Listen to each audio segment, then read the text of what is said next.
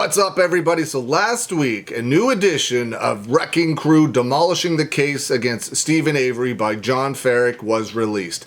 It is the 5-year anniversary edition of the book. It is a tremendous read. This version has new interviews with Kathleen Zellner and Stephen Avery. If you didn't read the original version of Wrecking Crew, I definitely recommend picking up this one.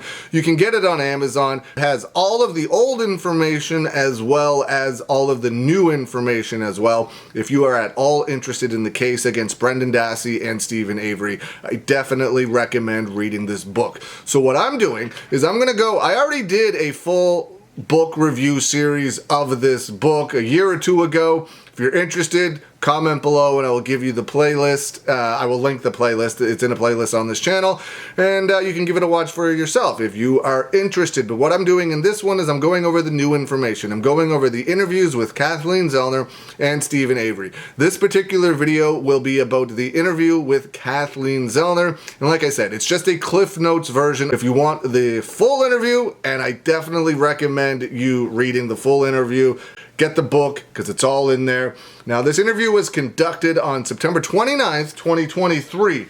And Kathleen Zellner starts out by stating they have tried to create, and the best way to create reasonable doubt in a murder case is to point the finger at someone else, which she believes they have done very, very well over the years. Kathleen Zellner states they started looking into police. There were people that actually thought the police arranged the murder. She was able to quickly prove that wasn't true. She also learned that the blood vial was not the source of Stephen Avery's blood. So she knew then it had to be someone close to Stephen Avery. It had to be someone inside the family that committed the crime. And that's when everything started to point to and lead back to Bobby Dassey.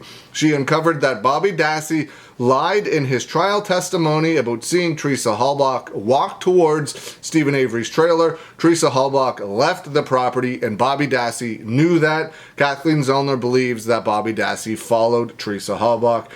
She states that Bobby Dassey told numerous lies, including where the computer was in the house. He told lies about seeing Scott Tadek on the road. Stephen Avery always thought Bobby Dassey was involved because Bobby Dassey was obsessed with Teresa Halbach, according to Kathleen Zellner.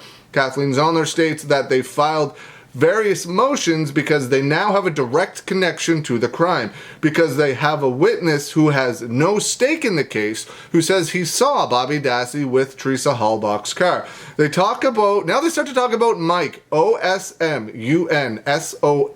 and moving forward, I'm just going to refer to him as Mike O, who is an avid hunter and a close friend of Bobby Dassey. And according to Kathleen Zellner, Mike O was with Bobby Dassey when the RAV4 was discovered on the Avery salvage lot. One of Kathleen Zellner's investigators actually interviewed, now this is very, very telling. One of Kathleen Zellner's investigators actually interviewed Mike O to ask him if he was the one helping Bobby Dassey push the RAV4 onto the Avery salvage yard. They interviewed him because he met the description to a T given by the eyewitness. And this was Mike O's response. And what a weird response it is. I don't remember if I was the person. How do you not remember if you pushed a RAV4 helping cover up a murder onto the Avery salvage lot? I'm not saying admit to it, because obviously after all this time you don't want to go to jail. Say, no, that wasn't me, I absolutely didn't do it. But to say I don't remember doing it, that is a truly bizarre answer. I don't remember if I helped push a vehicle onto someone else's property to help my buddy to cover up a murder. I don't remember doing that. No, that wasn't me. I didn't do it. We didn't do it. He didn't have anything to do with it. I was with him. I didn't have anything to do with it. I just don't remember if I pushed a vehicle covering up a murder onto the Avery salvage yard. I don't believe that for 1 second. You would, if you didn't do it, you would 100% say, no, I had absolutely nothing to do with it. Just truly bizarre. Kathleen Zellner states that Mike O also said something very interesting to police back in 2005. He states he first heard Teresa Halbach had gone missing on November the 1st. Teresa Halbach wasn't even reported missing until November the 3rd. The record also states that Bobby Dassey and Mike O were calling each other repeatedly, or they were actually with each other at relevant times after Teresa Halbach was killed. Kathleen Zellner states that there's no question in her mind that if they were in a different state, such as Illinois, that they would have gotten a hearing by now. She states they haven't had one in Wisconsin because there is tremendous fear of being exposed there. Kathleen Zellner states there is no statute of limitations on this case, so Steven Avery has many chances to get out. Kathleen Zellner states that she believes that she will win the most recent appeal because the judge has made so many errors on the case. Kathleen Zellner states she is surprised with the lack of knowledge and the lack of facts known by the judge, who is actually no longer the judge, and they do get into that on the case. She's surprised that the judge at the time, lack of knowledge and the lack of facts they knew about the case. As Kathleen Zellner states, the judge thinks the bones, Teresa Halbach's bones, were in Steven Avery's burn pit, which is untrue. They were in the Dassey burn barrel. She states that the judge applied the wrong standard for evaluating new evidence and the wrong evaluation for Denny. They talk about how that particular judge is now off the case and there is a new judge assigned to the case. Kathleen Zellner states the old judge was aligned with the prosecution and it's clear she wanted off the case. States the old judge was aligned with Ken Kratz. They served on the state of Wisconsin committees together. Kathleen Zellner states she is not even convinced Teresa Halbach actually died on October 31st. She could have been tied up and held hostage somewhere. No one really knows when she was murdered. There's a huge window of opportunity there. She could have been alive even after Bobby Dassey was seen in the RAV4. There's all kinds of abandoned houses out there. Teresa Halbach was into some very dangerous types of photography and had some strange relationships. This is all from Kathleen Zellner.